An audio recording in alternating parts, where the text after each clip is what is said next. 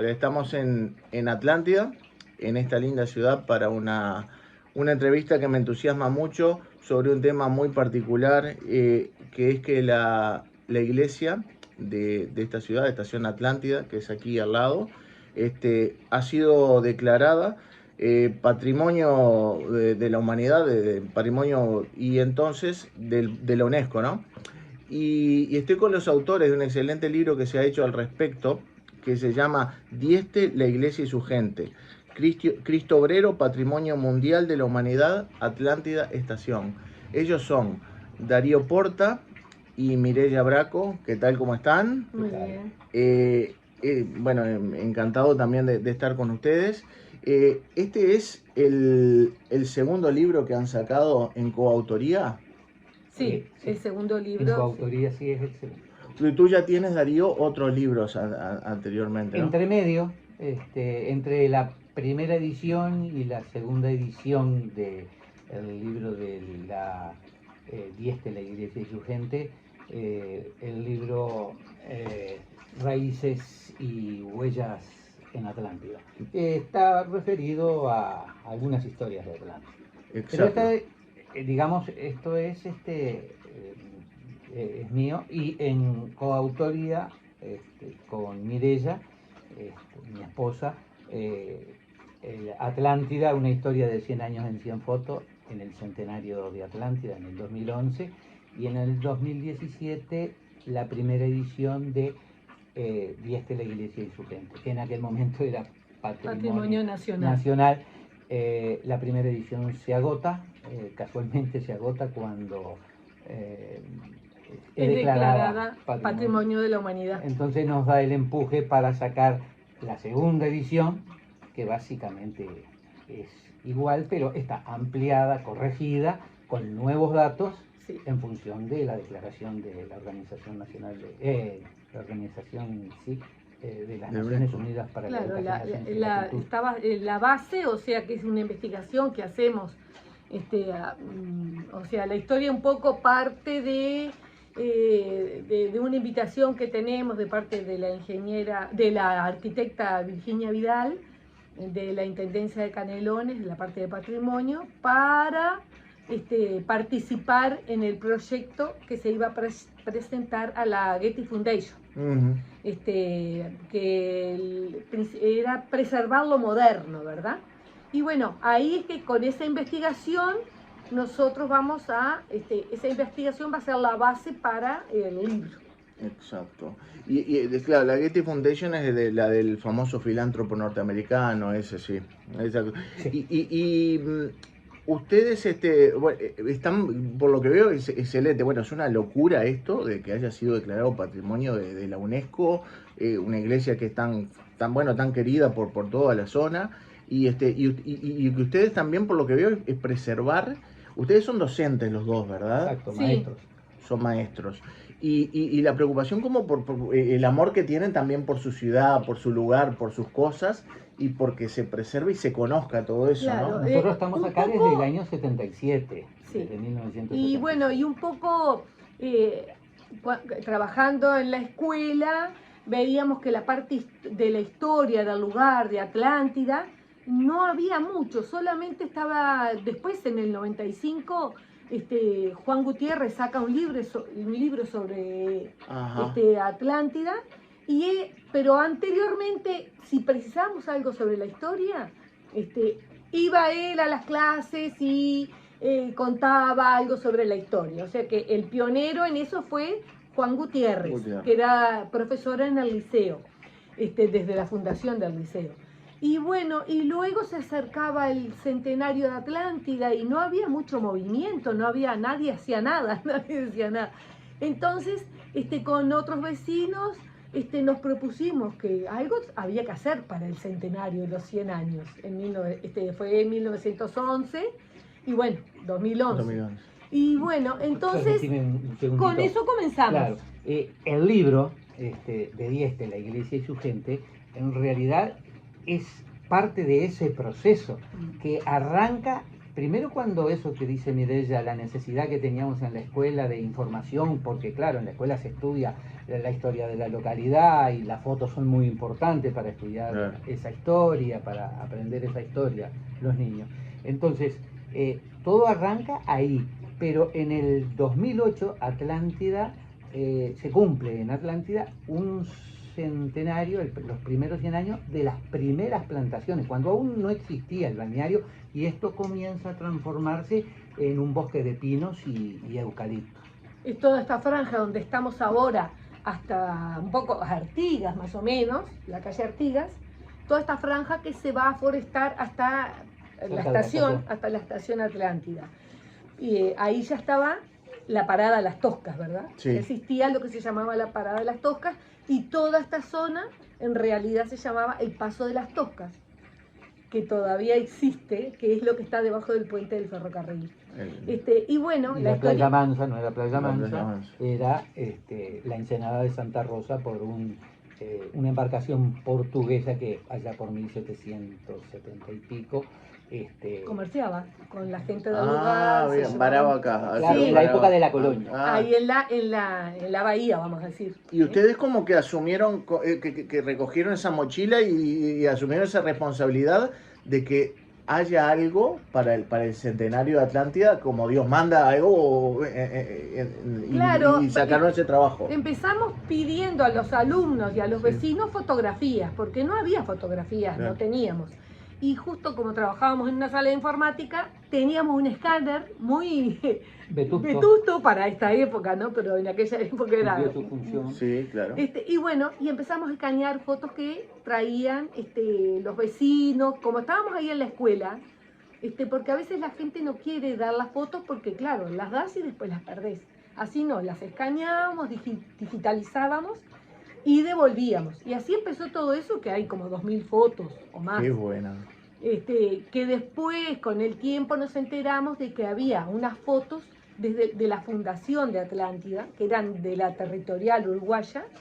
Una sociedad anónima. Una sociedad anónima, que es la fusión de esa parte que primero forestaron, más la parte de la Ensenada de Santa Rosa, que es donde va a comenzar el balneario Atlántida. Sí. Bueno, esas fotos también las tenemos nosotros en custodia, porque la familia a quienes pertenece decidieron que preferían que las tuviéramos nosotros hasta que hubiera un museo de la ciudad, un lugar donde llevarlas para que no se perdieran. Exacto. Y ahí es que surge el primer libro, que es ese sí. Atlántida, una historia de 100 Una años historia de 100 en años. 100 fotos. Esto ya en el 2011. No fue el único libro, hubieron 5 libros más. Sí. Dentro de lo que se llamaban huellas por el centenario, fueron más de 100, en definitiva 105 más precisamente. Sí, varios. Y dentro de esas 105 huellas, bueno, 5 libros. Atlántida, una historia de 100 Con años, otros sí. autores locales, me imagino. Sí, Otros Las hicieron mujeres otros de libros. Atlántida, el libro de Federico Bonsignore, el del águila que participa Darcy, El de Arinda. el de Arinda, Sobre la guía turística. es una guía turística, cultural. y nos olvidamos de alguno. Esperemos que no. Lo ponemos abajo en El de comentarios. Rosario Infantozzi, que hay Claro, sobre el águila. ese era antes, Ese fue Cuentos de antes. Viento y de Mar del año 97, 2 años después Después de Gutiérrez. Del de Gutiérrez. Del de Gutiérrez. Y le quería preguntar. Sí, Fue una perdón. movida muy grande, Claro, ¿verdad? entonces, Claro.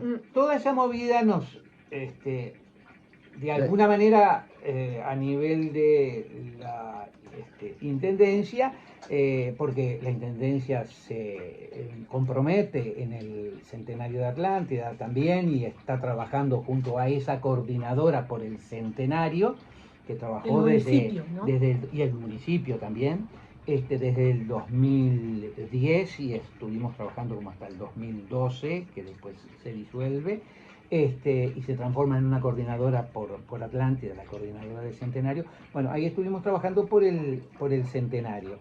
Entonces tuvimos esa vinculación con Antiguos pobladores, con toda la Seguro. gente. Fue una movida muy grande que movilizó mucho a la gente del lugar, que un poco estaba como olvidando, se iba quedando olvidada esa historia. Entonces ¿no? empezó a reflotar toda esa historia y bueno, cuando surge lo del tema de Dieste, las primeras movidas allá por 2000, 2003, nosotros no nos habíamos enterado todavía 2012, 2013, 2014, en el 2015 nos enteramos que ya hay un movimiento para que la obra de Dieste, en aquel momento no se hablaba solo de la iglesia de Estación Atlántida, se hablaba de la obra de Dieste y de pronto se pensaba que se podían incluir 6, 7 obras, que se vio que después era imposible llegar a eso, y entonces se decidió que, como dice el arquitecto Ciro Caraballo, un poco el director de orquesta de todo esto, que es el asesor, el impulsor de de todo UNESCO, esto. el impulsor, de que, bueno, no se podía trabajar por toda la obra, había que trabajar por la joyita, como dice él, de Dieste, que es la iglesia Cristo Obrero, porque es la más conocida a nivel mundial y la que más llama la atención por su... Y muy visitada por Y extranjeros. cabe destacar, eso les iba a decir, lo que dice Mireya es interesantísimo, que yo de antes ya sabía que por ejemplo, estudiantes de arquitectura, De yo he todo el visto, mundo. lo vi yo, Mm, de Japón, de Suecia, sí. de Indonesia, estudiantes que vienen, piden para venir aquí, estaban en Montevideo, así, para sacar fotos y ver esta iglesia. Claro. Sí, antes Una de que se referencia declarara... mucho antes, Mucho sí, antes. sí, sí. 15 Sí, años atrás, 20 años sí, sí. atrás, ya sucedía todo eso. ¿Y qué había antes donde era esa iglesia? ¿Cómo empezó esa? Dieste con la idea de hacer una iglesia ahí, había un terreno baldío, había otra iglesia antes, ¿qué No, era? en realidad ahí hay dos filántropos o los que donaron la iglesia que va a construir Dieste, que antes ya habían construido en Estación la iglesia chica, que es el edificio que está al lado, que ahora es un colegio. Sí. Esa era la iglesia que construyeron en la Estación, que era el matrimonio de Adela Urioste y Alberto Giudice. Porque Adela Urioste, una de los veraneantes de acá, de Atlántida, iba a la estación a enseñar catequesis. Ah, Y enseñaba abajo de los árboles. sí. No había un lugar físico. Y bueno, y primero construyen esa pequeña iglesia, y bueno, porque además Que es la de Dos Aguas pronunciada, la entrada, digamos, al colegio. Sí, sí, sí. Bueno, sí. y que el constructor es el Bonaldi, que vamos a ver que está relacionado después con todo, porque Bonaldi, Mario Bonaldi, padre, es el que construye sus casas que está frente al Hotel Rex, Sí. también fueron construidas por Mario Bonaldi. Luego en el 2015 la arquitecta Virginia Vidal, cuando ya todo esto empezaba en movimiento, piden investigar porque se creía que en Atlántida había otras obras de Dieste. Y bueno, ahí vemos otra vez a Bonaldi, que en cierta forma está relacionado con todo esto.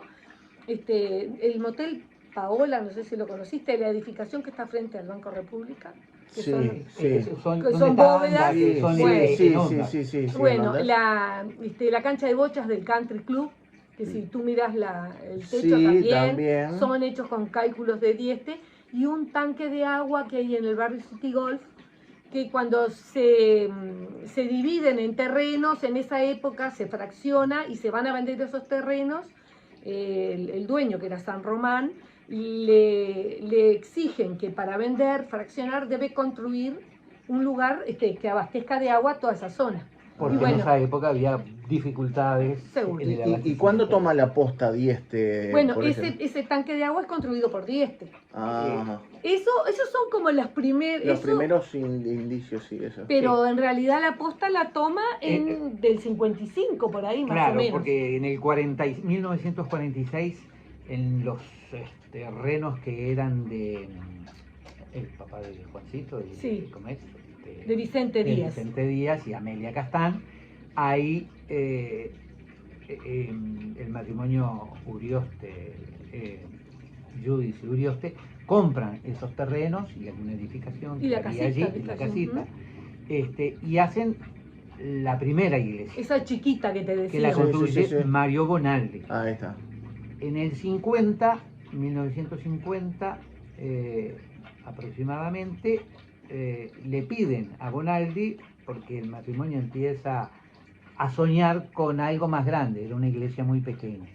Entonces, y el terreno estaba al costado, donde hoy está construida la iglesia. Actual iglesia, la que construye Dieste, ¿no? Entonces, le piden a Bonaldi que empiece a hacer números de para construir la actual iglesia. Pero bueno, está, Bonaldi Desiste después. por el 54 desiste, y en el 55 Bonaldi tiene una hija, Mireia, casado con el ingeniero Bianco, y bueno, que era conocido de Dieste. de Dieste. Entonces, Por como, ahí viene. como los números de la iglesia se disparaban para el matrimonio, Bianco les aconseja al matrimonio que se vinculen, o que él hace el nexo para vincularse con Dieste, porque en esa época ya Dieste era conocido por unos galpones muy económicos que hacían en Montevideo. Con el techo abovedado. Que ahorraba hierro, que ahorraba mucho en relación al espacio, al porque espacio. Como no había columnas entre medio, era una gran construcción sin todas las columnas entre medio que se usaban, que era lo que se hacía. Sí, ahí sale aquella frase que se maneja por ahí en algún libro, que es real, cuando ya después concretan: les voy a construir una iglesia al precio de un galpón. De un galpón. Eso es porque al principio piensan en eso, luego todo empieza, la imaginación de Dieste, el entusiasmo de los que van a donar, y yo qué sé, todo eso hace que ese gran galpón que iba a ser, con el techo abovedado, termina siendo la maravilla que es la ¿Sería católico Dieste? Sí, profundamente. Sí, muy católico. Ajá. Y Sí. hay algunas... Pero convertido después, ¿no? Sí, Porque sí. en realidad no de niño, sino que se convirtió al catolicismo después. Y para él sería también muy trascendente poder hacerlo, porque si había hecho galpones y otros emprendimientos más pequeños hasta ese momento, y bueno, ya encomendar una iglesia ya era para él como una especie de desafío también, ¿no? Claro, por supuesto. Un desafío, una obra de arte, además, una cantidad de cosas como que va resolviendo. Contaban es decir, porque en el libro, ¿qué es lo que hacemos nosotros? La investigación nuestra, nosotros no somos investigadores. No cuenten muchos detalles del libro. No, lo que hacemos es entrevistar a la gente, a gente de la estación, a obreros que trabajaron en la iglesia, porque ese matrimonio que dona pide que trabaje gente de la estación Atlántida también. O sea, y trae sus obreros, por supuesto, especializados. Claro. Pero también trabaja gente de acá. Hay un vecino que vive acá cerca. Y bueno, y nosotros, la tarea nuestra es entrevistar a los obreros, a la gente, a todo el sentir alrededor de esa iglesia. ¿Qué pasó? ¿Qué sentían? ¿Qué veían? ¿Cómo? Toda esa construcción que pareció tan rara, ¿no? Para ellos. Y tiene que haber como un sentido de pertenencia muy especial para la gente de Estación Atlántida, sobre todo porque como que de ellos mismos, muchas personas le hicieron con sus propias manos. Claro, hoy por hoy de los obreros queda solamente uno. De los obreros de Estación Atlántida, que vive casualmente aquí en esta misma manzana. De Montevideo.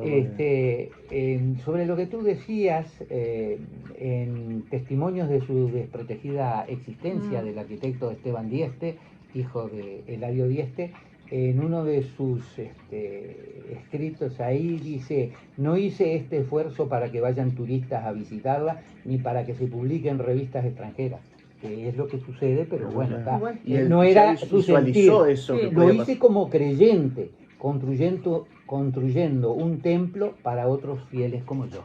Eso ante Qué bueno, qué lindo. Y la importancia que tiene la Declaración de Patrimonio de la Humanidad.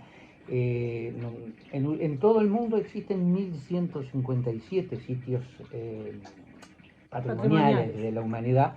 En Uruguay existen 3. En el año 95 la Colonia del Sacramento, la parte histórica. En el 2015 lo que se llamaba en aquella época de la Guerra Cocina Mundial, del Mundo. La Cocina del Mundo, el Anglo. Y bueno, ahora en el 2021, luego de prácticamente 9 años de trabajo, la Iglesia Cristo Obrero de Eladio Dieste es declarada Patrimonio de la Humanidad. ¿Y cuánto tiempo tardaron en hacerla más o menos? Del 58 al 60. Desde marzo del 58 a julio del 60. Igual nunca se dio como finalizada No. totalmente. Ajá. Porque al principio no, las puertas, porque en realidad todo allí, la iluminación tendía a ser natural, ¿verdad? Sí, sí. Entonces las puertas, por ejemplo las paredes que son inclinadas y a su vez onduladas, no están pegadas a la fachada, por ejemplo. Sí. Por allí hay placas de ónix por donde entra la luz, por el frente, por atrás, y las puertas eran de ónix. Entonces todo eso iluminaba naturalmente la iglesia, además de los vidrios de colores que cuenta Dieste, que estuvo meses viendo cómo incidían esos colores con la luz del sol. Los colores, los reflejos, es como cuando uno va a la Sagrada Familia Claro. y ve es maravilloso. Es maravilloso, ¿no? Y el altar está como a la misma altura de las personas, ¿no? Sí, Te digo sí, como, sí, como sí. espectador, como Simplemente como hay un persona. escalón. Sí. Y una cosa muy interesante es el baptisterio, que es subterráneo, Sí. que tiene todo digamos, su simbología. No sé si tú Sí, querías está bien. Sí, no, está bien.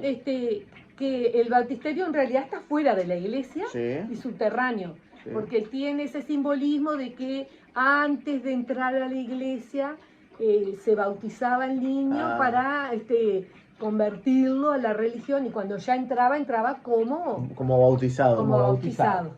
Qué bien Sí, que está. es maravilloso. El bautisterio también tiene una cúpula que antes, sí, ahora tiene mármol de nuevo porque había sido roto y eso lo habían roto, que donde estaba la pila bautismal, yo tuve oportunidad de verlo, la luz natural también, luz que entra desde afuera con una placa de ónix arriba. Qué fantástico. Sí, es fantástica, es preciosa. Algo que les haya llamado la atención, algo de la personalidad de Dieste, que ustedes hayan visto así. ¿Era un transgresor? ¿Era un innovador? ¿Era un genio? Me parece que era innovador. Sí, quizás esa Sí, sea. Y su fe religiosa. sí. Eso es lo que más lo impulsó a él en la construcción, porque él tenía una empresa, tenía 12 hijos, y bueno... Y una esposa que lo acompañó, ¿no? Porque para hacer esas genialidades, es testimonio mismo de sus hijos, ¿no? Sí. Que para que Dieste fuera posible también hubo una compañera Sí. que estuvo con la familia, acompañando a la familia, Por supuesto, ¿no? Y me imagino él viajar, no sé, residiría en Montevideo, sí. Tal vez, viajar a cada rato acá a Atlántida, esto que el otro, permanentemente. Primero atendiendo su empresa de Dieste y Montañés, que eran las que hacían esos galpones, exacto, por ejemplo, y esas otras construcciones que decíamos. Además, una innovación es que los moldes, por ejemplo, que hizo para la construcción, porque son moldes para hacer las bóvedas, ¿verdad? Sí. Moldes que se van corriendo. En todas las técnicas, hasta las escuelitas que después se hacen con los cálculos de Dieste, se hacen igual. Es un molde de madera en forma abovedada que se construye una parte, se corre, se hace la otra parte, y así fue construida la iglesia.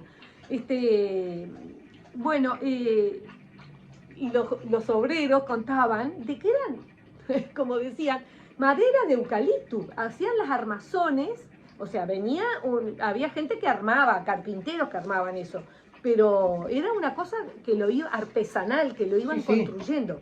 Muy artesanal, no eran los andamios de ahora, digamos. Ahí está. Eran, los andamios. Era todo muy, muy artesanal. Sí. Y desde ahí arriba... ¿Ves que está construido acá la entrada al baptisterio? Esa es la entrada al baptisterio, que es lo primero. Fue lo primero que se hizo. Se hace un pozo, y se baja por esa escalera. Y estos andamios son de madera, de madera común. Sí, eucalipto. Sí, y bueno, y para construir las paredes, justamente el vecino que está acá, que él trabajó en eso, que era muy delgadito, era el que se subía arriba. Venían alambres desde la parte de arriba hasta el suelo para guiar la construcción de la pared, que era inclinada hacia afuera, que es, y a su vez ondulada. Y a su vez el techo también es ondulado, Ondulado. porque nosotros esto simplemente lo Sí. repetimos, porque no somos arquitectos, Ni somos tenemos docentes, Claro. formación. también formación en eso. Que el sostén de la iglesia está dado por su forma, porque muchas veces algunas anécdotas que hay, ¿por qué se desperdició tanto ladrillo en hacer paredes curvas? Que en realidad no hay desperdicio ninguno. Ninguno. Al contrario, hay una economía cósmica, como dice Dieste en sus escritos. La ondulación es lo que permite Que no haya viga. que no haya vigas, Que no y haya columnas. que no haya columnas, y lo que permite sostener la estructura. Qué genial. Y me imagino la emoción de los hijos que han de haber estado ahora cuando esta Sí. declaración, no sé si su esposa vive, pero han de haber sido No, fantástico. no, su esposa no vive. Sí vinieron Qué los bueno que hijos. hubiera vivido Dieste. Nosotros hemos estado Bueno, vinculados... cuando le entregaron el título de honoris causa Sí. en el 93, ¿fue? 93, Lo hicieron acá en la iglesia de acá. cuando en la estación. UDELAR le entrega el honoris causa. Qué genial. ¿Y cómo fue este proceso de declaración de la UNESCO? Porque eso era como algo que se veía venir, que estuvo como en proceso durante mucho tiempo. ¿Cómo fue? ¿Alguien lo nomina de acá de Uruguay? En ¿Cómo? el 2015, nosotros ahí fue que empezamos a tener nuestra vinculación cuando nos piden, por lo que decía Mireya, de que si podíamos estudiar y a profundizar un poco en otras obras de Dieste que construye allá por los años 60, después de la iglesia, que es el Motel Paola, ahí en el centro de Atlántida, hoy convertido en apartamentos. Con los clásicos, si uno pasa por la calle 14 antes de llegar a la Los Rambla. techitos Sí. Yo no sabía que era de Dieste. Abovedado. Sí. Sí, los cálculos son de Dieste. Lo construyó Bonaldi. Sí, pero los cálculos son de Dieste. Los cálculos son de Dieste, incluso vienen obreros de Dieste, porque todo, además importante también, tanto en la iglesia como en todo construcción abovedada, son los tensores. Que los galpones que él construía, los tensores estaban afuera. Pero algo que tuvo que mejorar o que resolver es que esos tensores en la iglesia no se vieran. Por eso el techo es, a su vez, en ondas también. Seguro. Y en la onda de abajo está el tensor. Está el tensor. En cada onda hay un tensor. Entonces, lo del Motel Paola, también por los años 60 construye la cancha de bochas del country. Y bueno, por el 66, 67, el tanque de agua. Entonces nosotros hicimos esa investigación al respecto. Se la entregamos a la arquitecta de Canelones, de Patrimonio, Virginia Vidal, y después allá en el 2016 cabía la posibilidad, o mejor dicho, cabía la posibilidad de presentarse a unos tipos de becas que organizaba, o todos los años organiza la Fundación Getty, que son los Keeping It Modern, es decir, revalorizando lo moderno. Aquellas construcciones del siglo XX que habría que trabajar para mantenerlas, para revalorizarlas. Porque en realidad lo que hace, vamos a decir, el premio o lo que se gana, no es que le dan dinero. Con eso se logra financiar el estudio de la iglesia, de ver si estaba todo bien. $150,000. Si estaba bien, los hierros que están por dentro, todo se hace tipo como... Si la estructura está, a pesar del tiempo, se mantiene en condiciones. Se mantiene, y ver qué es lo que hay que hacer de futuro. Sí. Porque después viene la contrapartida del Patrimonio Nacional, que hace algunos arreglos conjuntamente con el Patrimonio de Canelones, hace algunos arreglos en la bóveda para que algunas pequeñas filtraciones, nada grande había, pero sí algunas pequeñas filtraciones para solucionar. Entonces hace toda una solución al techo. Y se determinó que estaba en condiciones. Estaba en condiciones. Sí, estaba en condiciones, y es la empresa de Montañés, ¿no? Y Montañés que hace esa reparación o ese mantenimiento que se precisaba? Hay 9 obras que se presentan, bueno, la de Uruguay, en el caso de la iglesia Cristo Obrero, una de Brasil, una de Estados Unidos, En 3 Ghana. europeas, que son una en Gran Bretaña, otra en Francia y otra en Kosovo. Estamos hablando de todas iglesias, ¿verdad? No, No, toda no, iglesia. no. Edificaciones. Distintas Edificaciones. Había Más Perdón. modernas, Exacto. no antiguas, ¿verdad? para presentarse a esos proyectos de Keeping It Modern, Ahí que está. preservemos lo moderno. Ahí está. Y después una en Armenia, otra en India y bueno, la que Y la decía de Mireya en Ghana. Eran 9.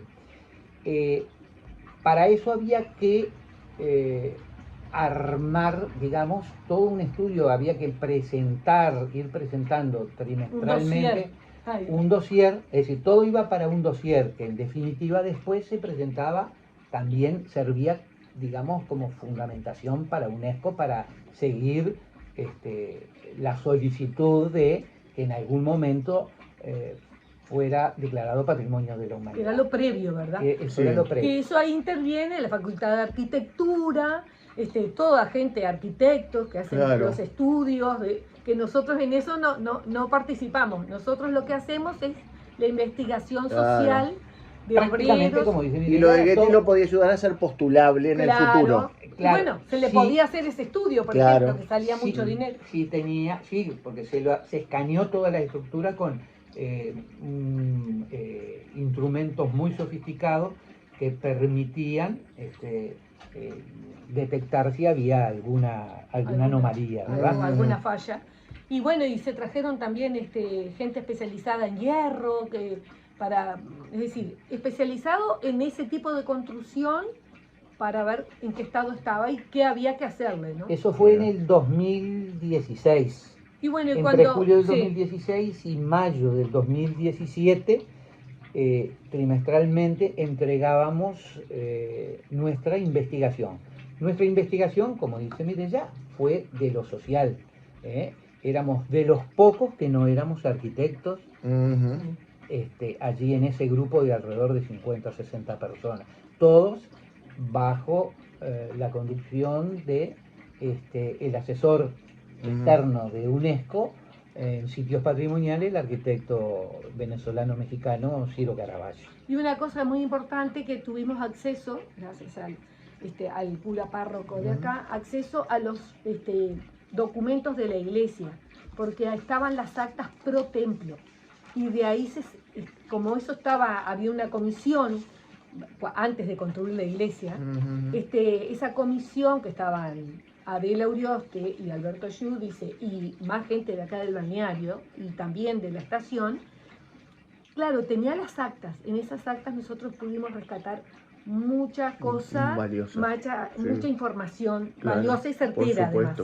Sí, de primera mano. Y entonces, en el momento, bueno, que pasamos todo este proceso de esta Fundación Getty.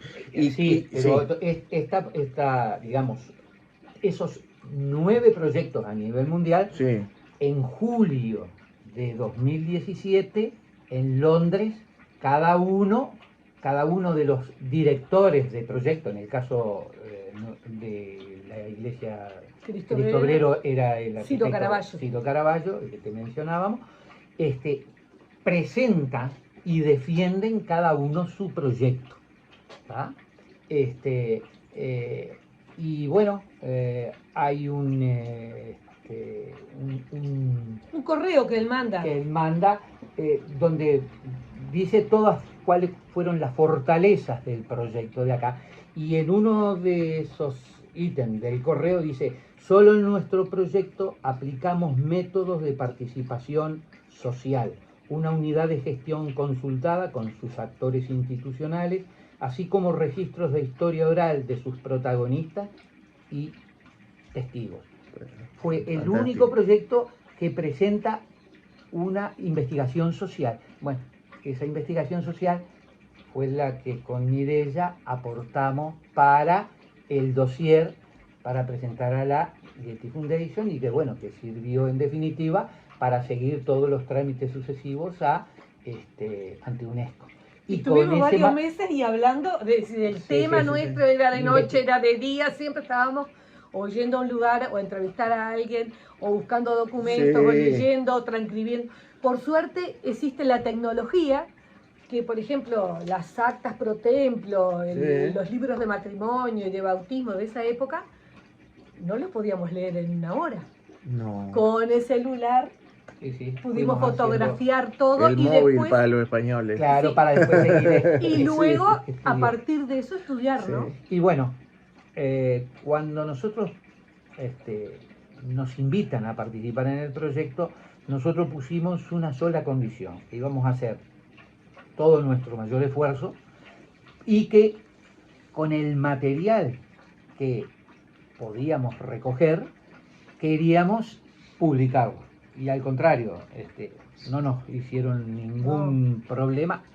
Ciro Caraballo inclusive nos dijo, Ahí sentado donde estás tú. exactamente, si ustedes lo hacen al libro, yo se los prologo, y bueno, el prólogo del Dicho libro y es hecho. del Sí. arquitecto Ciro Caraballo. Qué suerte que fue valorado también toda esa labor social que es investigación y Sí. esa cosa, por supuesto, por todos estos organismos y que fue valorado tal cual y llegó a buen puerto todo, ¿no? Y por supuesto que la investigación puede merecer correcciones, inclusive ya hubo una corrección nuestra al pasar de la primera edición a la segunda edición, pero está el aporte de esos vecinos. Y queda Y sus para emociones. los que vendrán, ¿no? Porque si no, eso se va perdiendo. Yo me los imagino a ustedes con un montón de información y papeles y todo, tratando de armar el libro, todo ese proceso que ustedes estuvieron investigando y siguen datos, información, entrevistas, todas esas cosas. Es un proceso complicado para escribir que les llevó ¿cuánto tiempo? El primero le estoy hablando, ¿no?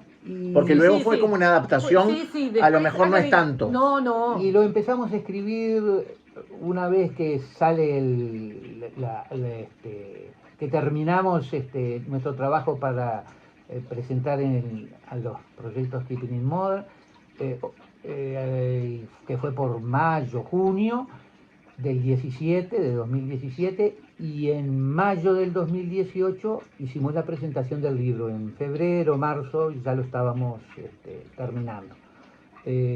Igual después, cuando sacamos la segunda edición, esas correcciones, esas ampliaciones, básicamente no encontramos mayores errores, pero sí algunos Ajustamos algunas cosas y agregamos. Y agregamos.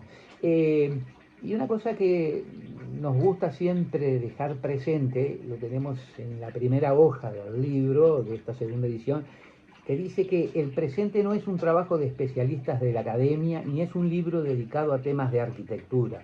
Es un trabajo de recopilación de emociones, de gente de pueblo, de sus opiniones, de anécdotas, del transeúnte, del hombre que mira desde el bar de Pérez y del obrero en general. Son historias de Miguel Díaz, que es uno de los obreros, que levanta paredes junto a otros en la Cristo Obrero, de Miguel Gastán, este vecino nuestro que también es de acá y es el único que vive hoy por hoy de los obreros de la construcción originales. de la estación. Miguel Gastán, que atiende las pendicolas y escucha al capataz de la obra, Domingo Peta, decir: canta, Miguelito, canta, para tensarlas desde allá arriba y así las paredes puedan subir al cielo con esas curvas perfectas. Es decir, esa es un poco la carta de presentación de nuestro libro, de que no es un trabajo de especialistas, sino que es de temas relacionados a arquitectura, sino que es de emociones de la gente del pueblo, de los testimonios. Tampoco es un libro de religión. Uh-huh. Ahí no entra a tallar la religión, es una investigación. Y lo más emocionante de todo esto es cuando nosotros ya no estemos y la iglesia todavía esté, las personas que vivan acá o en otro lado van a poder tener información de primera mano con un legado que han dejado ustedes. Sí. Eso es maravilloso. Sí. Habrían muchas anécdotas para contar, quizás la de Adela que luego, es decir, ese matrimonio que va a donar los dineros para la construcción de la iglesia, que al principio iba a costar algo, pero después va a costar más, y además ni cobra por su trabajo prácticamente, en un espacio, queda un espacio ahí en la iglesia, donde van a depositar, ellos piden que depositen sus cuerpos cuando mueran. Sí. Bueno, y queda ese espacio ahí, Una urnita. una urnita, un nicho, mejor dicho, con una tapa de mármol en blanco. Bueno, y en el 2012, gracias Dentro a... de las huellas del centenario. Dentro de las huellas del centenario y por las tratativas del párroco Luis Díaz, se logra traer los cuerpos de los donantes y antes de traerlos, que van a preparar el espacio, a ver, sacan la placa, pero resulta que la placa, al sacarla, la dan vuelta y ya estaba inscripta, ya tenía la inscripción pronta.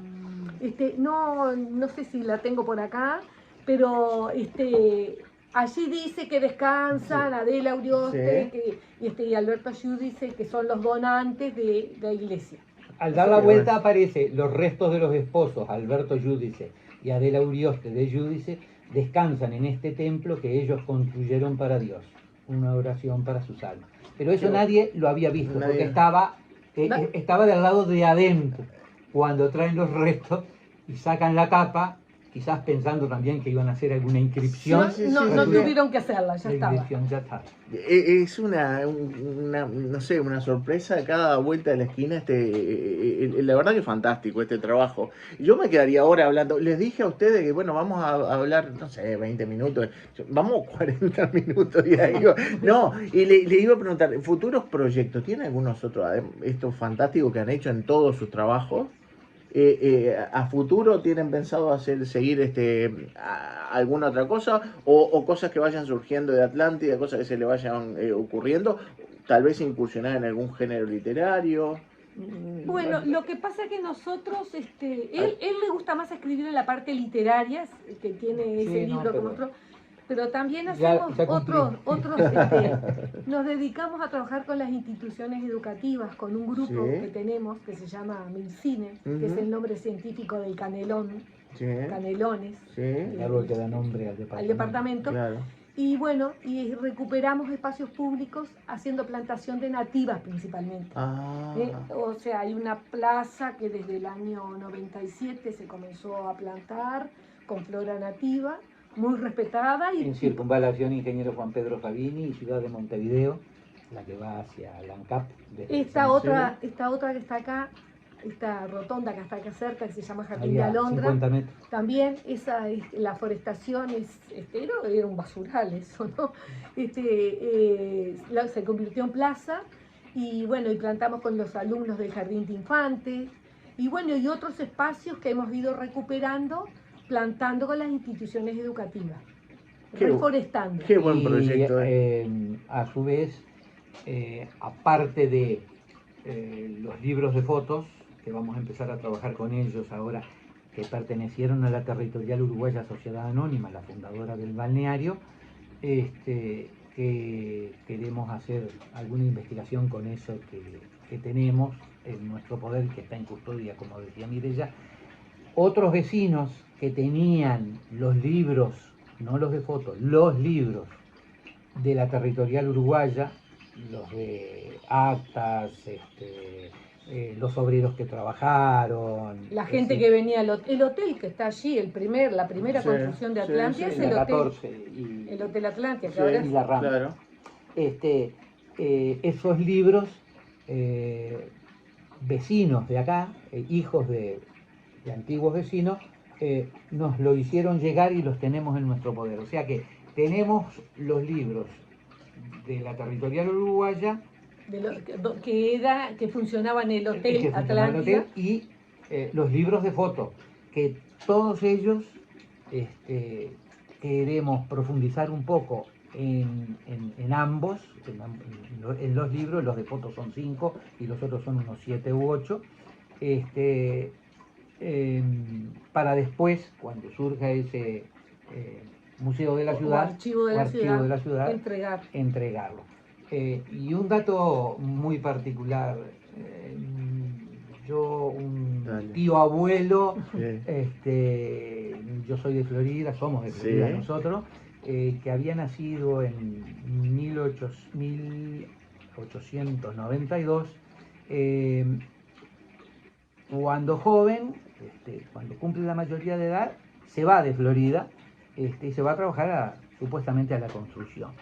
A Montevideo, a ¿no? Montevideo. Florida es la capital de un departamento de Uruguay que en el sur, y la capital del departamento tiene el mismo nombre, para Seguro. decirle a la gente. Está bien, está bien. Entonces, mirando los libros y estando por más o menos el año 1913, más o menos el mes de agosto, septiembre, y hasta los primeros meses del 2014, en los libros de los obreros que son registrados, donde ¿qué cargo tenía? 1914.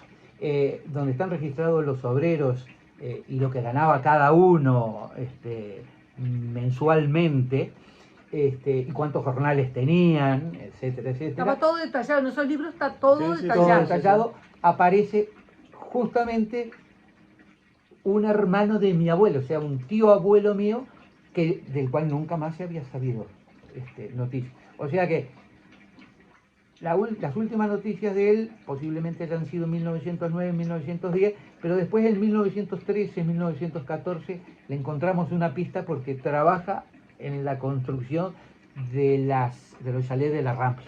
Ah, mirá todo dónde viene, cómo todo viene entrelazado, increíble. Después no supe más nada, ¿no? No, bueno, pero ya, a lo mejor, quién sabe, se puede saber. Darío y Mireya, yo les agradezco profundamente por haberme recibido acá en su casa y por haber dado esta información tan interesante que estoy seguro que van a disfrutar todas las personas que van a ver este video.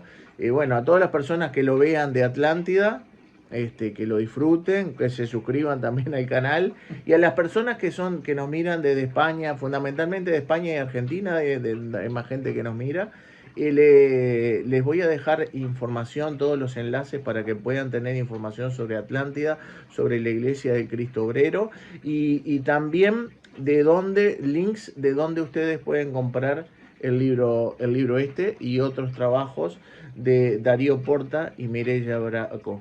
Muchas gracias por todo y bueno, nos veremos cuando haya más novedades por acá. Un gusto. Dale. Un gusto. Muchas gracias.